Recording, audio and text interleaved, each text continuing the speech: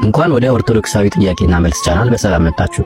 ዛሬ ያላችሁን ዕውቀት የምትፈትኑበትና መንፈሳዊ ማንነታችሁን የሚያሳድጉ 30 የተመረጡ ጥያቄዎችን ይዘንላችሁ ቀርበናል። ከነዚህ 30 ጥያቄዎች ውስጥ ስንቱን ትመልሳላችሁ? አብራችሁን ቆዩ። አንደኛ ጥያቄ፣ ነጠላን መስቀለኛ አጣፍቶ የመልበስ ሥርዓት ከምን ጋር በቀጥታ ይያያዛል? ሀ ከጥንታዊ ሀበሻ የባህል ስልት ጋር፣ ለ የክርስቶስን መስቀል ሕይወታችን እንደሆነ ለማሳየት፣ አምርሃ ነጠላው ሰውነታችን ላይ ውበት እንዲኖረው።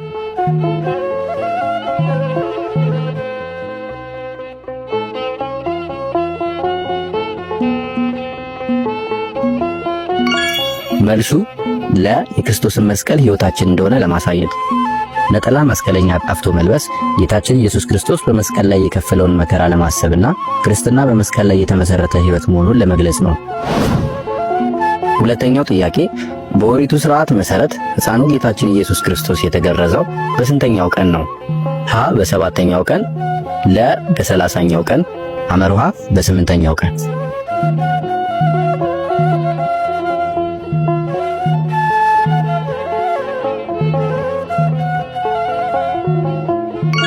መልሱ አመርሃ በ8ኛው ቀን።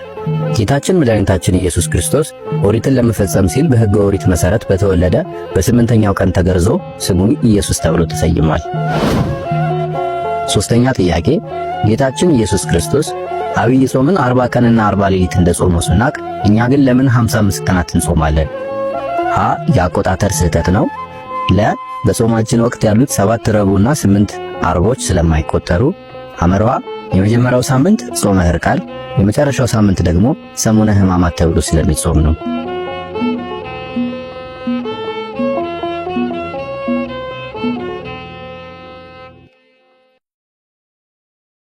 መልሱ አመርሃ የመጀመሪያው ሳምንት ጾመ ሕርቃል የመጨረሻው ሳምንት ደግሞ ሰሙነ ሕማማት ተብሎ ስለሚጾም ነው። የአብይ ጾም 55 ቀናት የጌታችን የ40 ቀን ጾም የ7 ቀን የጾመ ሕርቃልንና የ8 ቀን የሰሙነ ሕማማትን ድምር የያዘ ነው። ይህም ከዝግጅት ጾም ጀምሮ እስከ ጌታ ሕማማት መታሰቢያ ድረስ ያለውን መንፈሳዊ ጉዞ በሥርዓት የሚገልጽ ነው። አራተኛ ጥያቄ፣ እመቤታችን ድንግል ማርያም በቤተ መቅደስ እያለች ሲመግባት የነበረው መልአክ ማን ነው? ሀ ቅዱስ ሩፋኤል፣ ለ ቅዱስ ገብርኤል፣ አመርሃ ቅዱስ ፋኑኤል።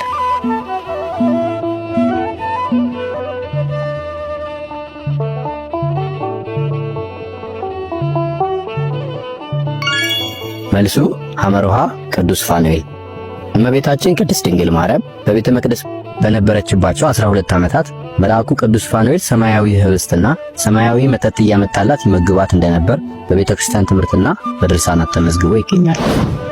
አምስተኛ ጥያቄ፣ በትንሣኤው ዕለት መላእክት ነጭ ለብሰው መታየታቸው ለእኛ ለምንለብሰው ነጭ ነጠላ ምን ትርጉም ይሰጠናል? ሀ መላእክት የሰውን ልብስ እንደሚወዱ ለማሳየት፣ ለ የሞት ድል መነሳቱንና የትንሣኤውን የምሥራች ብርሃን ለመግለጽ፣ አመርሃ መቃብሩ ጨለማ ስለነበረ ብርሃን እንዲሆን።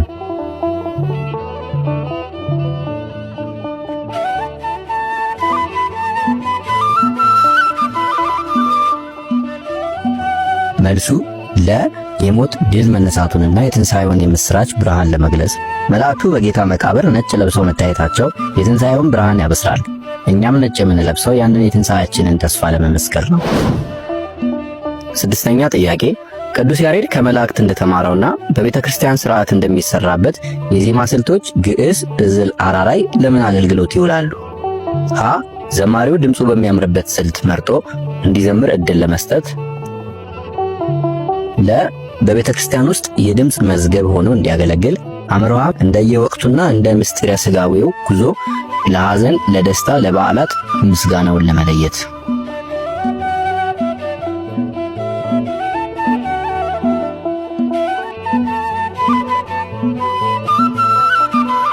መልሱ አመርሃ እንደየወቅቱና እንደ ምስጢረ ሥጋዌው ጉዞ ለሐዘን፣ ለደስታ፣ ለበዓላት ምስጋናውን ለመለየት።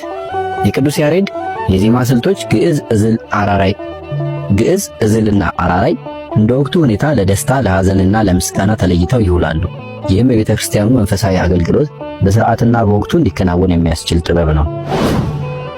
ሰባተኛ ጥያቄ፣ በመጽሐፍ ቅዱሳችን እንደተገለጸው ከጌታችን መድኃኒታችን ኢየሱስ ክርስቶስ ሌላ 40 ቀንና 40 ሌሊት የጾሙ 2 ሰዎች እነማን ናቸው? ሀ ሙሴና ኤልያስ፣ ለሙሴና ዮሴፍ፣ ሐመርሃ ዮሴፍና ኤልያስ።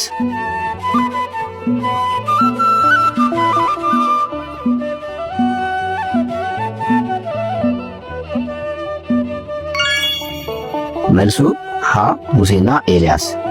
ነቢዩ ሙሴ በሲና ተራራ ሕግን ለመቀበል፣ ነቢዩ ኤልያስ ደግሞ ወደ ኮሬብ ተራራ ለመጓዝ 40 ቀንና 40 ሌሊት ጾመዋል። ይህም በብሉይ ኪዳን ታሪክ ውስጥ ሁለቱ ታላላቅ ነቢያት ከጌታችን ጾም ጋር የሚመሳሰል መንፈሳዊ ተጋድሎ ያደረጉበት ነው። 8ኛ ጥያቄ ከሚከተሉት አንዱ ለምስጢረ ሥላሴ ምሳሌ ይሆናል? ሀ የሰው ልጅ ጣት፣ ለ ሰማይ፣ ሐመርሃ መሬት።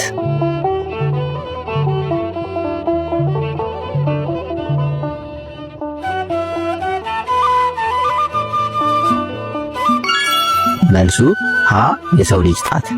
ምስጢረ ሥላሴ በጣት በፀሐይና በሰው ምሳሌነት ሦስትነትና አንድነት በአካል ሦስት በባሕሪ አንድ መሆናቸውን ይገልጻል። ይህም በስም በአካልና በግብ ሦስትነታቸውን በመለኮትና በሕልውና ደግሞ አንድነታቸውን የሚያስረዳ ጥልቅ ትምህርት ነው። 9ኛ ጥያቄ ቁራዎች ጠዋትና ማታ እንጀራና ሥጋ ያመጡለት የነበረውና በሰራፕታ ምድር አንዲት ሴት ተመግበው የነበረው ነቢይ ማን ነው? ሀ አብርሃም፣ ለ ሙሴ፣ ሐመርሃ ኤልያስ።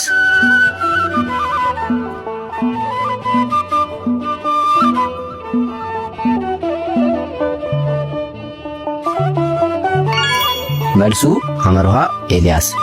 እግዚአብሔር ነቢዩ ኤልያስን በኮሬት ወንዝ አጠገብ በቁራዎች አማካኝነት ጠዋትና ማታ በመመገብ በረድኤቱ ጠብቆታል።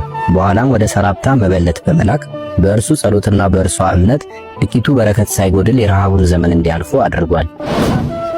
10ኛ ጥያቄ በትንሣኤ ሙታን የማያምኑት እነማን ናቸው?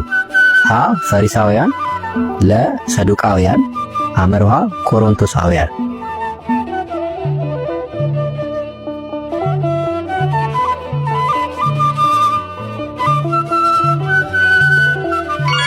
መልሱ ለ ሰዱቃውያን። ሰዱቃውያን በወቅቱ ከነበሩት የአይሁድ የሃይማኖት ክፍሎች መካከል አንዱ ሲሆን ከፈሪሳውያን በተለየ መልኩ በሙታን ትንሣኤ በመላእክትም ሆነ በነፍስ መኖር አያምኑም ነበር። 11ኛ ጥያቄ መዝሙር በስንት ይከፈላል? ሀ በሁለት ይኸውም በዜማ የሚቀርብና ያለ ዜማ የሚቀርብ ተብሎ፣ ለ በሶስት ይኸውም በአንቀጸ ብርሃን፣ በአንቀጸ ልደትና በአንቀጸ ትንሣኤ ተብሎ፣ ሐመርሃ በሁለት ይኸውም በግልና በህብረት የሚቀርብ ምስጋና ተብሎ።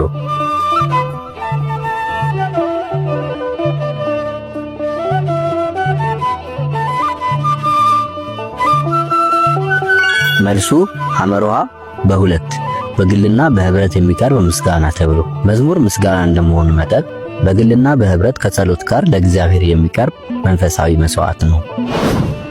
12ኛ ጥያቄ በሥርዓተ ቅዳሴ ጊዜ ወንጌል ሲነበብ ሻማ ወይም ጧፍ ለምን ይበራል? ሀ ጌታችን እኔ የዓለም ብርሃን ነኝ ስላለ፣ ለ ሐዋርያት ጻድቃንና ሰማዕታት ለወንጌል የከፈሉትን ዋጋ ስለምናስብበት፣ ሐመርሃ ሐና ለ መልስ ናቸው።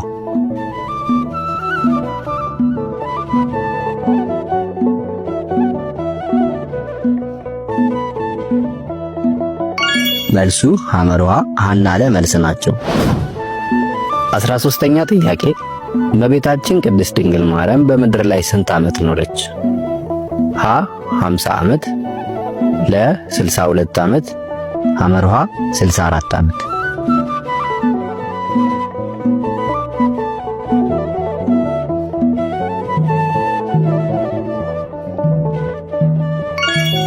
መልሱ ሐመርሃ 64 ዓመት። እመቤታችን ቅድስት ድንግል ማርያም በዚህ ምድር ላይ በአጠቃላይ 64 ዓመታት ኖራለች። ይህም በወላጆቿ 3 ዓመት፣ በቤተ መቅደስ ውስጥ 12 ዓመት፣ ከልጇ ጋር ደግሞ 33 ዓመትና በዮሐንስ ቤት 16 ዓመት የኖረችበትን ዘመን ያጠቃልላል። 14ኛ ጥያቄ መዝሙር ማለት ምን ማለት ነው? ሀ ለእግዚአብሔር በታላቅ ድምፅ የሚቀርብ የውዳሴ ግጥም፣ ለ ልዩ ስልትና ቃና ባለው ድምፅ የሚቀርብ መንፈሳዊ መስዋዕት፣ ሐመርሃ የሰው ልጅ የውስጥ ስሜቱን ለፈጣሪ የሚገልጽበት ጥበብ።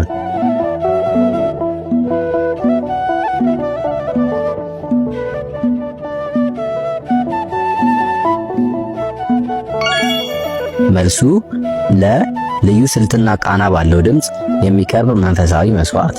በኦርቶዶክስ ተዋሕዶ አስተምሮ መዝሙር በቅዱስ ዜማና በንዋያተ ቅድሳት ወይም በከበሮና ጸናጽል ታጅቦ ለእግዚአብሔር የሚቀርብ መንፈሳዊ መስዋዕት ነው። 15ኛ ጥያቄ ኢየሱስ ክርስቶስ ወደ መሬት እንትፍ ብሎ በምራቁም ጭቃ አድርጎ በጭቃው የዕውሩን ዓይኖች ቀብቶ ሂድና ታጠብ ብሎ የላከው ከየትኛው መጠመቂያ ነው? ሀ በቤተ ሳይዳ፣ ለ በሰሊሆም፣ ሐመርሃ በዮርዳኖስ።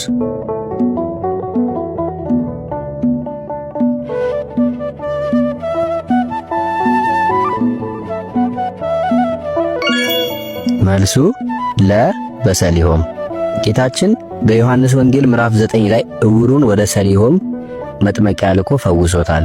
ዕውሩን በታዘዘው መሠረት ታጥቦ ዓይኖቹ የበሩለትና የእግዚአብሔር ድንቅ ሥራ የተገለጸበት ተአምር ነው። 16ኛ ጥያቄ ቅዳሴ ማለት ምን ማለት ነው?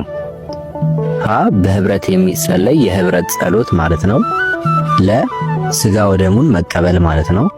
ሐመርሃ በዜማ የሚቀርብ መንፈሳዊ ማህሌት ማለት ነው።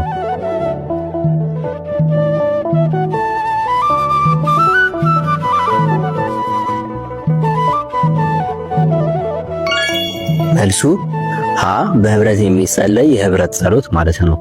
ቅዳሴ ማለት በሥርዓተ ቤተክርስቲያናችን ሥርዓት መሠረት በህብረት የሚጸለይ የህብረት ጸሎት ነው። ከጸሎቶች ሁሉ የላቀ የጸሎት ክፍል ነው። 17ኛ ጥያቄ ከሚከተሉት ፍጥረታት ውስጥ የሰኞ ፍጥረት የሆነው የትኛው ነው? ሀ የሰው ልጅ፣ ለ ጠፈር፣ ሐመርሃ የሰማይ ከዋክብት።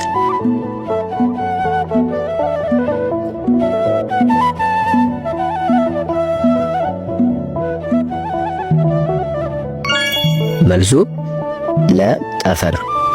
እግዚአብሔር በሁለተኛው ቀን ሰኞ የፈጠረው ፍጥረት ጠፈርን ብቻ በመሆኑ የሰማይ ከዋክብት በአራተኛው ቀን ረቡዕ እና የሰው ልጅ ደግሞ በስድስተኛው ቀን ዓርብ በመፈጠራቸው ከሰኞ ፍጥረታት ውስጥ አይመደቡም። 18ኛ ጥያቄ ጌታ ሆይ መቅጃ የለህም፣ ጉድጓዱም ጥልቅ ነው፣ እንግዲህ የሕይወት ውሃ ከወዴት ታገኛለህ? በማለት ጌታን ያነጋገረችው ሴት ማነች? ሀ ራሔል፣ ለ የማርቆስ እናት ማርያም፣ ሐመርሃ ሳምራዊቷ።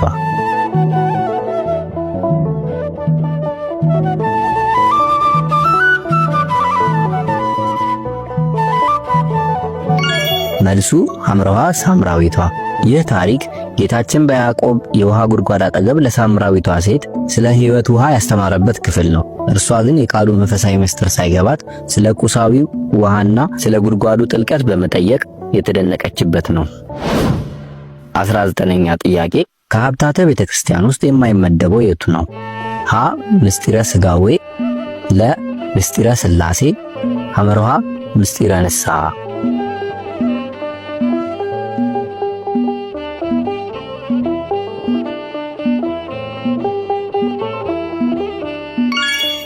መልሱ ሐመርሃ ምስጢረ ንስሐ። ምስጢረ ንስሐ ከሰባቱ ምስጢራተ ቤተክርስቲያን አንዱ እንጂ ከአምስቱ አዕማደ ምስጢር ምስጢረ ሥላሴ፣ ምስጢረ ሥጋዌ፣ ምስጢረ ጥምቀት፣ ምስጢረ ቁርባንና ምስጢረ ትንሣኤ ሙታን ውስጥ አይመደብም። ጥያቄ ቁጥር 20 ግዝረት ለመጀመሪያ ጊዜ በማን ተጀመረ? ሀ በሙሴ፣ ለ በአብርሃም፣ ሐመርሃ በዮሐንስ።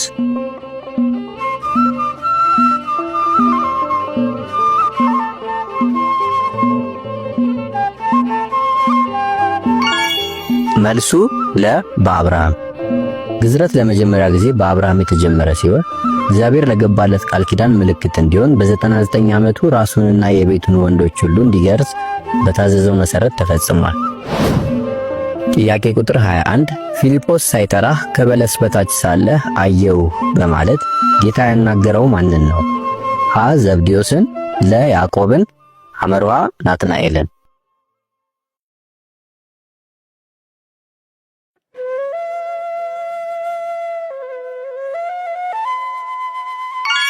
ሐመርሃ ናትናኤልን።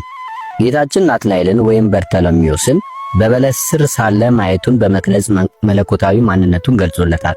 ናትናኤልን በዚህ ተደንቆ ኢየሱስ የእግዚአብሔር ልጅና የእስራኤል ንጉሥ መሆኑን የመሰከረበት ታሪክ ነው። ጥያቄ ቁጥር 22 ጌታችን አስቀድሞ ከመረጣቸው ከ12ቱ ሐዋርያት መካከል እንደ አንዱ ሆኖ የሚቆጠረው የትኛው ሐዋርያ ነው? ሀ ቅዱስ ጳውሎስ፣ ለ ቅዱስ ጴጥሮስ፣ ሐመርሃ ቅዱስ ሉቃስ።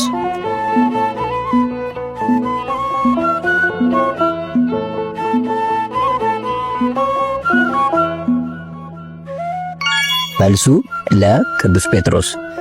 ቅዱስ ጴጥሮስን ጨምሮ 12ቱ ሐዋርያት በጌታችን የተመረጡና የቤተ ክርስቲያን መሠረቶች ናቸው።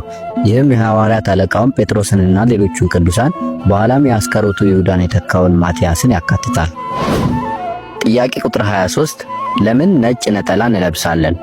ሀ የሐበሻ የባህል ልብስ ስለሆነ፣ ለ የጌታችን ብርሃናዊ ክብርና የትንሣኤውን ተስፋ ለመመስከር፣ ሐመርሃ ጥቁር ልብስ ስለማይፈቀድ።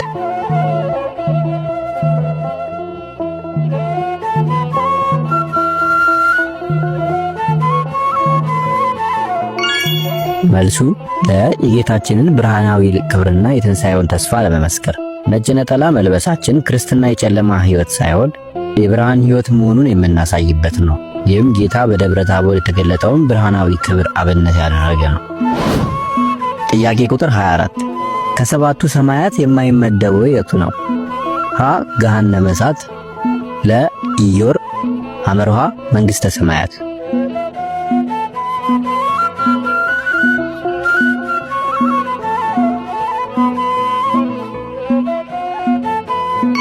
መልሱ ሀ ገሃነመ እሳት። ገሃነመ እሳት ለቅጣት የተዘጋጀ ቦታ በመሆኑ የክብርና የጸጋ መኖሪያ ከሆኑት ከሰባቱ ሰማያት ውስጥ አይመደብም። ይህም ለሰይጣንና ለተከታዮቹ የተዘጋጀ የፍርድ ስፍራ እንጂ እንደ ሰባቱ ሰማያት የመላእክት መኖሪያ አይደለም። ጥያቄ ቁጥር 25 እርሱ ሊልቅ እኔ ግን ላንስ ያስፈልጋል በማለት ስለ ኢየሱስ ክርስቶስ የተናገረው ማን ነው?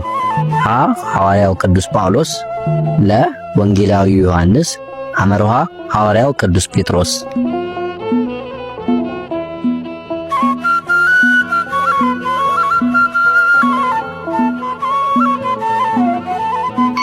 መልሱ ለወንጌላዊ ዮሐንስ።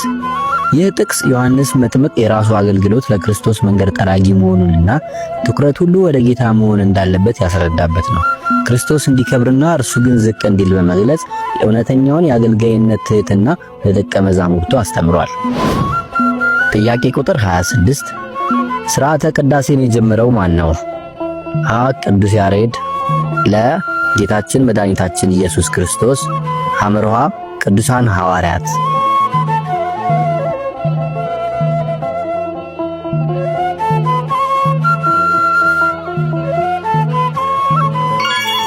መልሱ ለጌታችን መድኃኒታችን ኢየሱስ ክርስቶስ። ሥርዓተ ቅዳሴ በጸሎተ ሐሙስ ጌታችን ለሐዋርያት በሰጠው የቁርባን ምስጢር ላይ የተመሠረተ መለኮታዊ ሥርዓት ነው። ይህም ሐዋርያት ከጌታ የተቀበሉትንና ዓለምን ያስተማሩበት የክርስቶስን ሥጋና ደም የምንቀበልበት ዋነኛ የአምልኮ ክፍል ነው። ጥያቄ ቁጥር 27 የአብርሃም ስም አብራም፣ የሳራ ስም ሶራ፣ የቅዱስ ጳውሎስ ስም ሳውል ተብሎ እንደሚታወቀው ሁሉ የቅዱስ ጴጥሮስ ስም ማን በመባል ይታወቅ ነበር? ሀ ኬፋ፣ ለ ዴማስ፣ ሐመርሃ ስምዖን።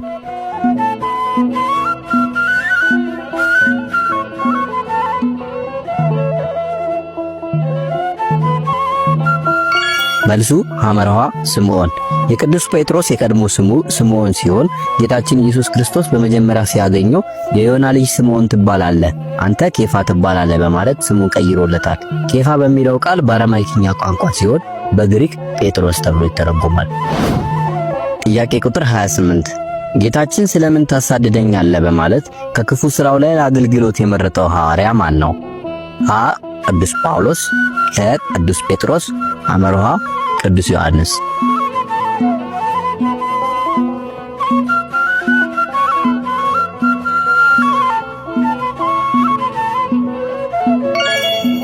መልሱ ሀ ቅዱስ ጳውሎስ። ጌታችን ክርስቲያኖችን ሊያሳድድ ወደ ደማስቆ ሲጓዝ የነበረው ሳውልን ወይም ቅዱስ ጳውሎስን በታላቅ ብርሃን በመጥራት ወደ ንስሐ መልሶታል። ይህም በሐዋርያት ሥራ ምዕራፍ 9 ላይ የሚገኝ ሲሆን ሳውል ከአመፀኝነት ወደ ሐዋርያነት የተለወጠበት ድንቅ ታሪክ ነው። ጥያቄ ቁጥር 29 ሀልወተ እግዚአብሔር በምን ይታወቃል? ሀ በሰው አእምሮ ውስጥ ባለች ሕሊና፣ ለ በሰው ልጅ የፈጠራ ጥበብ፣ ሐመርሃ በአይን በሚታይ ግዙፍ አካል ውስጥ።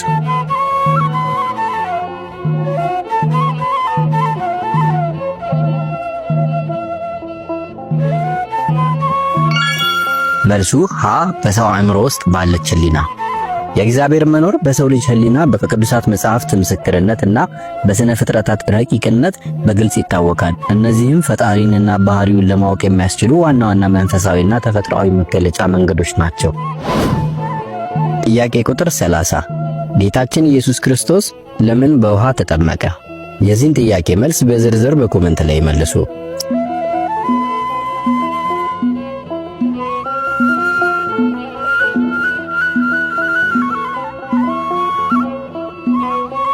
እስካሁን ከተጠየቁት 30 ጥያቄዎች ውስጥ ስንቱን እንደመለሳችሁ በኮሜንት እያሳወቃችሁን፣ በድጋሚ ሌሎች ጥያቄዎችን ለማግኘት ቻናሉን ሰብስክራይብ ያድርጉ።